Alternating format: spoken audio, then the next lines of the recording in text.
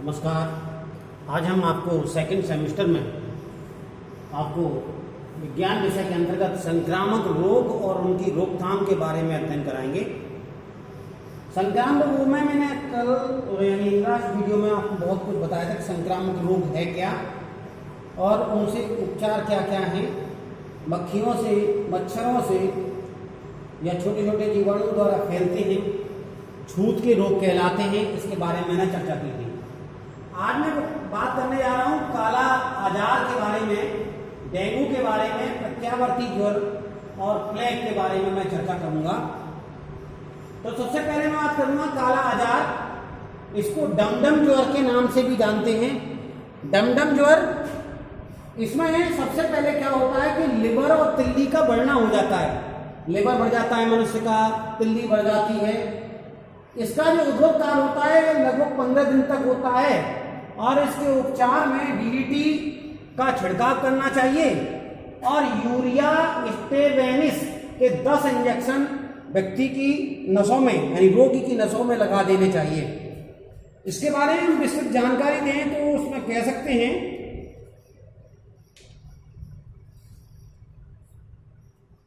इसको डमडम ज्वर या काला ज्वर के नाम से भी कहते हैं। यह एक संक्रामक रोग है। यह एक अनियमित दीर्घ स्थायी ज्वर है। अनियमित और लंबे समय तक चलने वाला बुखार कहलाता है। इस रोगी में प्लीहा या तिल्ली या यकृत बढ़ जाते हैं। प्रारंभ में बुखार तेज रहता है और तिल्ली तथा यकृत बढ़ जाते हैं और रोगी में खून की कमी हो जाती है। खून की कमी के कारण वह अन्य विकारों से भी ग्रसित हो जाता है और उसकी त्वचा भूरे रंग की होने लगती है। धीरे धीरे उसके शरीर के भार में कमी आने लगती है और वह रोगी कमजोर होने लगता है। इसमें क्या करना चाहिए? प्रारंभ में इसका निदान किया जाना चाहिए। निदान के तुरंत बाद ही इसको अधिसूचना सब व्यक्तियों को देनी चाहिए। रोगी को सर्वप्रथम कोई भी संक्रामक रोग हो उसमें रोगी को अन्य व्यक्तियों के संपर्क से दूर कर देना चाहिए। घरों रोगों में विसर्जनों को निसंक्रमित कर देना चाहिए। विसर्जन यानी चाहे वो मल विसर्जन हो चाहे मूत्र विसर्जन हो, उस सभी को दूर कर देना चाहिए या वहाँ पर धीरे धीरे कुछ बैक्टीरिया नाशक पाउडर या स्प्रे का छिड़काव करना चाहिए। डीडीटी के प्रयोग से मक्खियों को नष्ट कर देना चाहिए। आसपास और घरों के आसपास का वातावरण स्वच्छ और साफ सुथरा रखना चाहिए। उपचार में एंटीमोनी से तैयार दवाएं प्रयोग करनी चाहिए। यूरिया स्टेवेनिस के 10 इंजेक्शन जिसका जो पूरा कोर्स है उसको नसों में दिया जाना चाहिए। दूसरी बात कर रहे हैं हम आज डेंगू की। डेंगू यह भी कुछ समय पूर्व हमारे यहाँ एक महामारी के रूप में सबसे ज्यादा ग्रसित हुआ। काफी लोग इसके शिकार हुए। यह भी एक प्रकार से मलेरिया की तरह यह भी मच्छरों से फैलाया जाने वाला रोग है। मलेरिया में हमने बात की थी कि मादा एनाफिलीज के द्वारा फैलता है और यह डेंगू जो बात हम कर रहे हैं एडिस एजाइको नामक मच्छर के द्वारा फैलता है। एडिस एजाइको नामक मच्छर के द्वारा फैलता है। एडिस एजाइको मच्छर के काटने के द्वारा फैलता है। इसको शुद्ध बात कहें तो मच्छरों के काटने के द्वारा फैलता है और इसमें शरीर में बेचैनी होने लगती है। हड्डियां व जोड़ों में दर्द होने लगता है। हड्डियों के जोड़ों में दर्द होने लगता है। इसका उद्भव काल होता है 3 से 5 दिन होता है और इसमें तेज तीव्र गति से ज्वर आता है। बेचैनी शरीर में हो जाती है। इसमें प्लेटलेट्स गिरने लगती हैं।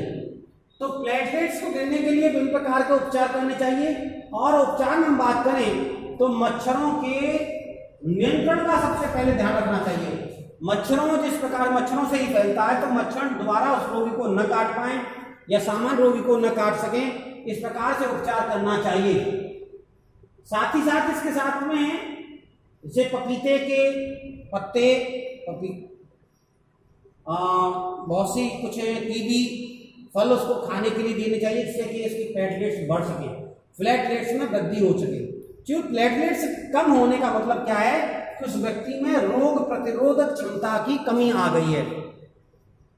तो डेंगू के बारे में हम बात करें, यह अचानक होता है, यह बुखार एक प्रकार से अचानक फैलने वाला है। रोगी को बेचैनी होती है, माथे में दर्द होता है, हड्डियां जोड़ों में बहुत तेज दर्द होने लगता है। इसमें तापक्रम चौथे दिन जाकर के निम्न होता है, बहुत तेज गति से इसमें तापमान बढ़ जाता है, शरीर का टेम्परेचर बढ़ जाता है और चौथे दिन के बाद इसका टेम्परेचर कम होने लगता है। रोग निस्पंदनीय वायरस के कारण जो उसको होता है, जो रोग से रक्त में उपस्थित होते हैं, यह रोग एडिस एजोपटी नामक मच्छर के द्वारा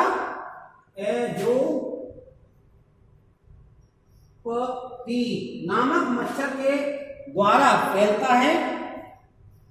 मच्छर रोगी के रक्त में वायरस छोड़ देता है और मच्छर इसको रोग के 48 घंटे में ही फैलाने लगता है। काटने के 12 दिन बाद छूत लगने वाला बन जाता है। इस प्रकार जीवन पर्यंत ये वायरस मच्छर वायरस का शिकार बना रहता है। 3 से 15 दिन तक होता है। इसकी उद्भव काल 5 से 6 दिन भी माना जाता है। 5 से 6 दिन तक भी इसका चलता है, यानी काटने के 5-6 दिन में दिखाई देने लगते हैं लक्षण इसके। निवारण के लिए एडिस एजिपटी नामक मच्छरों के नियंत्रण पर कंट्रोल करनी चाहिए और ऐसे भोज्य पदार्थ को लेना चाहिए कि जो कि व्यक्ति में प्लेटलेट्स को बढ़ाने में सहायक हो। दूसरा है प्रत्यावर्ती ज्वर। यह लंबे समय तक चलने वाला एक प्रकार का बुखार है, ज्वर है, जो कि लाओस प्रत्यावर्ती और टिक प्रत्यावर्ती नामक 2 से फैलने वाला होता है। 2 प्रकार का ज्वर माना जाता है। लाओस प्रत्यावर्ती, लाओस एज ए जू का मतलब उसको जो हमारे बालों में पड़ जाते हैं, खुजली करते रहते हैं, कपड़ों में हो जाते हैं, उसे लाओस बोलते हैं, जू कहते हैं। ये जू के द्वारा फैलता है तो स्पायरोचीटल रोग कहलाता है, इसको कहते हैं स्पायरोचीटल। और टिक प्रत्यावर्ती जो होता है चिड़चिड़ी द्वारा फैलता है, चिड़चिड़ी द्वारा फैलता है। और इसकी बात करूं, लाओस प्रत्यावर्ती की बात करूं, यह ऐसे स्थानों पर ज्यादा पाया जाता है जिन व्यक्तियों के सिर में या तो जुए पड़े हुए हों, या उनके जिस बिस्तर पर सोते हैं उस बिस्तर में जू पड़ गए हों, या उस कपड़ों में पड़ गए हों। तो ऐसी कंडीशन में क्या करना चाहिए? सर्वप्रथम रोगी को जू से मुक्त करना चाहिए, जू से अलग कर देना चाहिए। अर्थात उसको नियमित रूप से कुछ दवाई मार्केट में है उनका प्रयोग करना चाहिए। जैसे मेडिकल आता है जिससे को शैम्पू जैसा होता है, उसको धोने से जुए निकल जाते हैं। दूसरा क्या करना चाहिए? रोगी के जो कपड़े हैं या बिस्तर है या चारपाई है उसको काफी देर तक तेज धूप में पड़े रहना चाहिए, जिससे कि वो या तो वहां से भाग जाएंगे या फिर मर जाएंगे। तो ऐसी कंडीशन में इन जुओं से उसको नितांत मुक्त करना बहुत जरूरी होता है। ज्वर 2 प्रकार के हो सकते हैं। लाओस प्रत्यावर्ती या तीव्र संक्रामक स्पायरोचीटल रोग है। इसका एकाएक बड़ा ही तीव्र ज्वर आता है। इसमें 2 से 5 दिन में जाकर के ये समाप्त होता है। इसका तापक्रम का चार्ट, टेम्परेचर का चार्ट बहुत बेसिक भिन्न प्रकार का होता है। इस रोग में 7 से 12 दिन तक इसका उद्भव काल रहता है। इसका निवारण करने के लिए क्या करना चाहिए? रोगी को निवारण के लिए निम्न प्रकार उपाय करने चाहिए। रोग का निदान और उसकी अधिसूचना, रोग किस प्रकार से दूर हो सकता है और डॉक्टर को इसकी जानकारी देनी चाहिए। रोगी को सामान्य व्यक्तियों से पृथक कर देना चाहिए। जुओं को नष्ट करना, इसके लिए रोगी को वस्त्रों, बिस्तर, खाट आदि को निर्मोचन किया जाना चाहिए, यानी जुओं से मुक्त कर देना चाहिए। 5 से 10% DDT तथा टॉल्कम पाउडर का घोल लेकर के इस पर छिड़काव करना चाहिए। जुओं को नष्ट करने के लिए अन्य प्रकार की विधियां भी हैं। सर्विलियन बैरल का उपयोग करना चाहिए। साबुन या सब्जी के घोल का भी प्रयोग किया जा सकता है। हाथों से इनको बीन करके भी नष्ट किया जा सकता है। कपड़ों से या बालों में से बीन करके भी नष्ट कर सकते हैं। सूर्य के प्रकाश तथा कपड़ों में औटाकर भी नष्ट किया जाता है। सूर्य के प्रकाश में कपड़ों को पानी में डाल दिया जाए और फिर पानी को बॉयल करना चाहिए, जिससे कि इसको नष्ट किया जा सकता है। उपचार में पेनिसिलिन जी, टेट्रासाइक्लिन, क्लोरेफेनिकॉल आदि के इंजेक्शन देने चाहिए।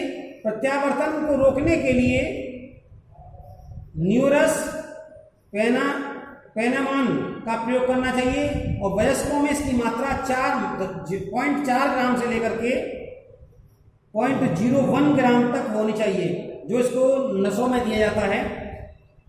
टिक प्रत्यावर्ती यह स्पायरोचीटा दुत्तौनी द्वारा होता है। चिचड़ी द्वारा भी फैलता है। चिचड़ी रोग को काट करके उसको छूत व्यक्ति में पहुंचा देती है और यह रोग कश्मीर के अलावा और किसी क्षेत्र में नहीं पाया जाता। इस रोग को नियंत्रित करने के लिए कठिनाई बहुत होती है कि समस्त चिचड़ियों को नष्ट करना कठिन हो जाता है, क्योंकि ये कृंतक प्राणियों को मादाओं में छिपी रहती हैं। यह 3 से 6 दिन तक का समय होता है इसका उद्भव काल का। चिचड़ी के काटने से बचने के लिए व्यक्ति को हर संभव उपाय करने चाहिए। उसे उन स्थानों पर नहीं जाना चाहिए चिचड़ी युक्त स्थान है।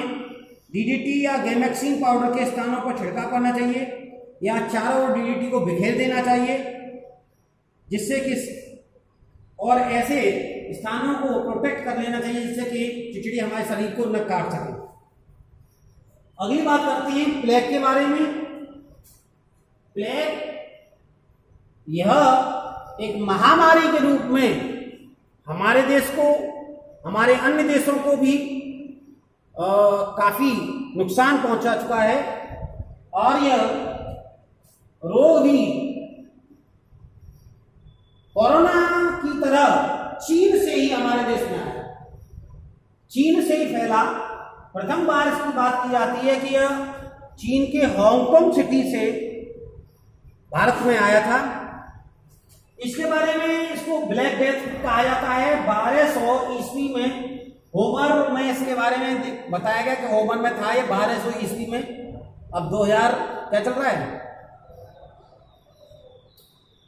20 चल रहा है। भारत में मुंबई में सर्वप्रथम 1896 में देखा गया और यह चीन के हांगकांग से भारत आया। यह मुख्य रूप से चूहों द्वारा फैलने वाला रोग है, या चूहों के मरने पर, चूहों के पिस्सू पड़ जाने पर या चूहों के मल विसर्जन पर या मूत्र विसर्जन के द्वारा ये रोग फैलता है।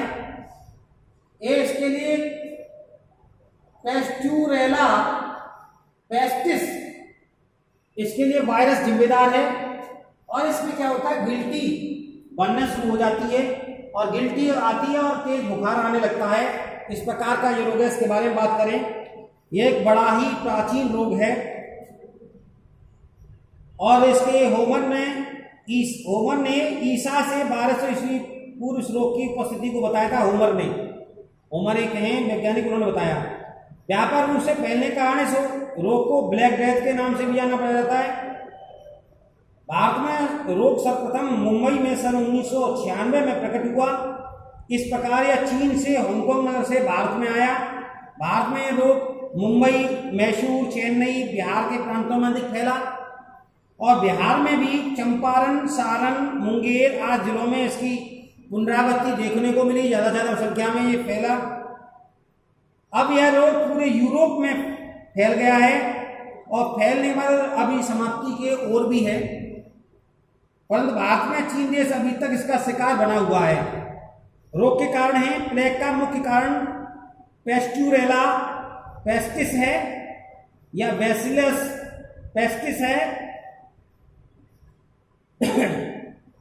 यह ब्यूबोनिक प्लेग के नाम से भी जाना जाता है। गिल्टी या ग्रंथि में न्यूमोनिक प्लेग, बलगम या सेप्टिक प्लेग रक्त में पाया जाता है। जीवाणु तिल्ली, आंख, फेफड़े, यकृत आदि में भी ये उपस्थित हो जाते हैं और उनको विकृति कर देते हैं, गिल्टी पैदा करते हैं। गिल्टीदार प्लेग में यह 3 से 6 दिन तक रहता है या अन्य प्लेग से 3-4 दिन तक का हो सकता है। प्लेग के कारण गिल्टीदार plague, pneumonic plague, septicaemic plague. गिल्टीदार प्लेग यह रोग सामान्य रूप से पाया जाता है। इसमें ग्रंथियां बन जाती हैं जो बहुत दर्द करती हैं। ग्रंथियों के पंक्चर या छिद्र के में वैसिलियो प्रवेश कर जाता है। न्यूमोनिक प्लग या खांसी के समय डॉफलेट छूट द्वारा संचरित किया जाता है। बलगम में बैसिलस पेस्टिस पर्याप्त मात्रा में पाया जाता है। इस रोग में की मृत्यु 98 से 100% तक हो जाती है। सेप्टिकेमिक प्लेग, यह रोग रक्त संजनन यानी ब्लड कल्चर द्वारा सिद्ध किया जा चुका है। इसमें गिल्टी नहीं बनती वरन यह रक्त द्वारा फैलता है। दूसरे शब्दों में कह सकते हैं यह रक्त की छूट से फैलने वाली बीमारी, रक्त में संक्रामक बीमारी है। चूहों द्वारा फैलाया जाने वाला रोग है। चूहों में पिस्सू काटने पर रोग फैलता है। चूहों के काटने वाला ये रोग है। चूहों के काटने पर भी ये रोग फैलता है। मनुष्य के भोजन में चूहों के मल मूत्र या दूषित हो जाने पर भी ये रोग फैल जाता है। और इसके नियंत्रण के लिए सबसे पहले गवर्नमेंट को इसकी सूचना देनी चाहिए या चूहों को उस स्थान से बिल्कुल मुक्त करने की कोशिश करनी चाहिए। उस स्थान पर चूहे हैं जहाँ पर हमारे भोजन को हमारे विषाक्त कर देते हैं, हमारे शरीर को या हमारे वातावरण को विषाक्त करते हैं, तो वहाँ पर यदि सूचना में प्लेग के फैलने की सूचना तुरंत अधिकारियों को दी जानी चाहिए। या चूहों में भी ये फैलने वाली फैल गई है तो इसकी सूचना तुरंत अनिवार्य रूप से दे देनी चाहिए। रोगी को पृथक कर दें। न्यूमोनिक प्लेग का रोगी है और सबसे अच्छा ये है कि इसके लिए एंटी प्लेग वैक्सीन का टीका लगाया जाता है और टीका लगा करके इसमें मात्रा 2 cc होनी चाहिए। 1 cc मात्रा प्रथम सप्ताह में होनी चाहिए, परंतु केवल 2 मात्रा ही दी जानी चाहिए। 2 cc वैक्सीन 6 से 8 महीने तक ही इसको दे देनी चाहिए। और ऐसे घरों का निर्माण करना चाहिए जहाँ चूहे प्रवेश न कर सकें। लेकिन दुर्भाग्य की बात यह है कि चूहे हर जगह हमें मिल जाते हैं, उनकी रोकथाम कर देनी चाहिए। आज हमने आपको संक्रामक रोग और उनके उपचार यानी काला ज्वर, डेंगू, प्रत्यावर्ती ज्वर, प्लेग आदि के बारे में बताया। कल हम अन्य प्रकार के रोगों के बारे में भी और बताएंगे। ठीक है। आंत द्वारा फैलने वाले रोग, समुद्री निरोध, चूहों द्वारा, विषाक्त भोजन द्वारा, धुएं द्वारा फंसा करके बैठना चाहिए। यानी हम घरों में चूहों को पकड़ने के लिए हम पिंजड़े का प्रयोग करते हैं। चूहे द्वारा फैलने वाले पिस्सुओं को DDT का छिड़काव करके नष्ट कर देना चाहिए या मिट्टी का तेल डाल करके छिड़काव नष्ट कर देना चाहिए। वस्त्रों को सूर्य की किरणों में सुखाना चाहिए। आज इसके लिए उपचार है। उपचार में सभी रोगों के समस्त स्ट्रेप्टोमाइसिन का इंजेक्शन देना चाहिए जो एंटीबायोटिक है, परंतु इसका प्रयोग तुरंत ही किया जाना चाहिए। मांसपेशियों में मध्यम से या 3 से 4 घंटे 0.5 ग्राम देनी चाहिए इसकी मात्रा। यह तापमान सामान्य हो जाए तब इसका प्रतिदिन 1 ग्राम की मात्रा में दिया जाना चाहिए। कुल मात्रा 1.5 ग्राम अवश्य होनी चाहिए। गंभीर मामलों में स्ट्रेप्टोमाइसिन के साथ साथ टेरामाइसिन, क्लोरोमाइसिन, ओरोमाइसिन, टेट्रासाइक्लिन आदि का भी प्रयोग किया जा सकता है। यदि रोग व्यापक रूप से फैल रहा है तो सल्फाडाइजिन तथा सल्फामेराजिन आदि का भी प्रयोग कर सकते हैं। इस प्रकार से रोग थे, इनके बारे में मैंने आपको सूचना दी। आप इसकी विस्तृत जानकारी के लिए आप इस चैप्टर से देख सकते हैं और इसको पढ़ सकते हैं इस रोग के बारे में। कल मैं आपको केमिस्ट्री के बारे में बताऊंगा। आप इस चैप्टर को अपने आप पढ़ लें, पढ़ सकते हैं, याद करना है, लिखना है। आज के लिए इतना ही। धन्यवाद।